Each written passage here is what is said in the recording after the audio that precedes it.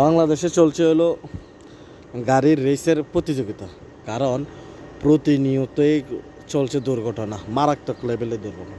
এই দেখেন, এটা হলো সৌদি আরবের একটা জেদ্দা শহর।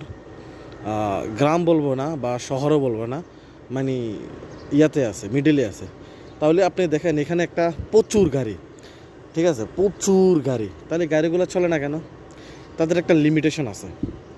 অনেকে আছে বাংলাদেশি যারা আছে তারাও গাড়ি চালায়, কিন্তু আমার কথাটা হলো যে আপনি ভাই গাড়িটা চালান না রে ভাই। আপনি যদি গাড়িটার মনে করেন যে বিমান বা হেলিকপ্টার, তাহলে তো আপনি অনেক কিছু। আর হুন্ডা যারা পায় তারা তো মনে করছে হেলিকপ্টার না, এটা রকেট, চেয়ে তার চেয়েও বেশি কিছু।